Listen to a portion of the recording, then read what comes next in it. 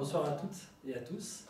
Donc, bienvenue pour ce week-end de séminaire. Alors là, ce soir, je le démarre un petit peu sur le mode conférence parce que c'est un cours conférence que je donne habituellement où il y a aussi des personnes qui viennent de l'extérieur pour pouvoir assister à toute la partie apport théorique. C'est-à-dire que ce soir, ce qu'on va voir ensemble, c'est tous les apports théoriques, c'est-à-dire les principes fondamentaux qui régissent la PNL, on va dire les principes essentiels, qui sous-tendent les techniques, qui sous-tendent la pratique. Et puis à partir de demain matin, on va rentrer donc un petit peu plus dans le vif du sujet parce qu'on va rentrer dans de la pratique. Et à partir de là, je vais commencer à vous parler de protocoles, de techniques qui permettent de mettre en application les différentes théories que je vais vous exposer ce soir. Et donc on va commencer demain matin par tout un protocole pour clarifier et puis vous préparer mentalement et émotionnellement à l'atteinte de vos objectifs. Donc ça va être la première étape, ça va être sur demain matin. Ensuite, demain après-midi, on va voir quelque chose qui suit, puisque quand on fait ce protocole qui permet de se préparer à ses objectifs, on va aller travailler sur ses états internes. Donc on va aller changer son état, puisque c'est à partir de cet état d'être, je dirais qu'on va avoir un état d'esprit qui va être plus ou moins favorable au fait de se mettre en action ou pas, de ressentir des peurs, des freins, etc., du stress et tout ça. Donc ce qu'on va faire, c'est que demain après-midi, on va aborder cette partie des états internes. Je vais vous expliquer ce que sont les états internes, tout ce que ça comprend, et puis les différentes petites techniques fondamentales que vous pouvez utiliser, assez faciles à mettre en pratique, et que vous pouvez utiliser pour déjà commencer à travailler sur vos états internes et les changer. Après, quand on rentre dans plus quand on va plus loin dans les niveaux de la PNL, on voit d'autres approches qui viennent se compléter, qui viennent se renforcer, il y a des apports supplémentaires, etc. Mais déjà demain, vous allez voir les fondamentaux, vraiment les techniques fondamentales. Ensuite, à partir de dimanche matin, on va aborder la partie communication. Communication relationnelle, puisque la PNL est quand même beaucoup axée sur cette pratique du langage et de la façon de pouvoir découvrir la vision du monde de l'autre et l'aider à ouvrir ses limites dans sa vision du monde.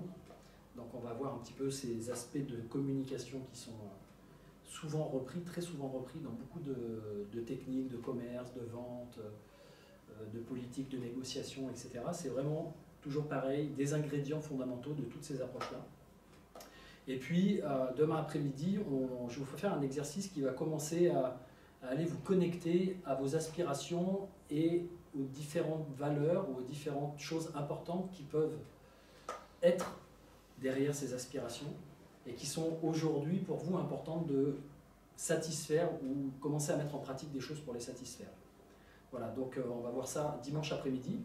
Donc ce que je vais vous proposer pendant ces 2 jours et demi, c'est de rentrer au cœur de cette discipline qu'est la PNL, en sachant que pour moi, c'est plus qu'une boîte à outils, puisque la PNL, on la compare parfois à une boîte à outils. On dit oui, il y a les outils de ci, les outils de ça. En fait, la PNL, c'est une discipline qui a été mise au point par 2 génies et qui sont très très intéressés, qui sont retrouvés en cours de psychologie, qui étaient très intéressés par la psychologie et qui, au travers de la psychologie, se sont dit bon, il y a plein de concepts, il y a plein de personnes qui sortent des théories psychologiques. Et c'est beaucoup d'interprétations, d'accord ? Là, ils se sont dit on va arrêter les interprétations, on va arrêter tout ça, on va observer et on va tirer de tout ça des recettes. On va modéliser, créer des modèles. On va prendre des modèles qui fonctionnent bien et puis on va regarder comment ils marchent, comment ils fonctionnent.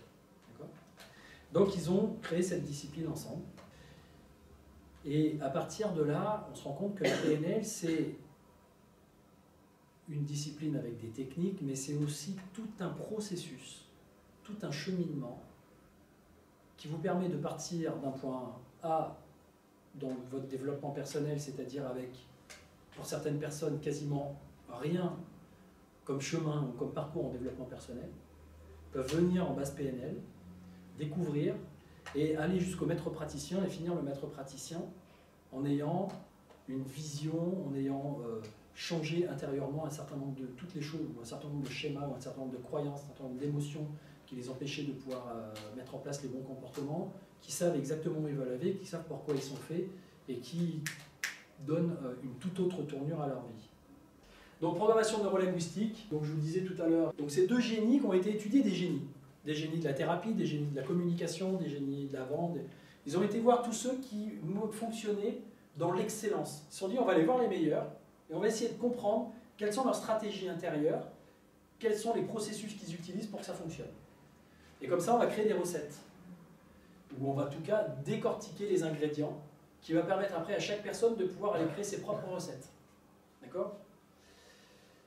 Donc ils ont analysé pour reproduire les modes de fonctionnement d'excellence humaine en créant des modèles réplicables. Ils ont créé des méthodologies pour aider les gens à changer sur le plan cognitif et sur le plan comportemental. Quand je dis cognitif, ça englobe la partie affect, sentiment, pulsion, etc. Et ils ont mis au jour les techniques de communication efficaces qui permettent de faire ça.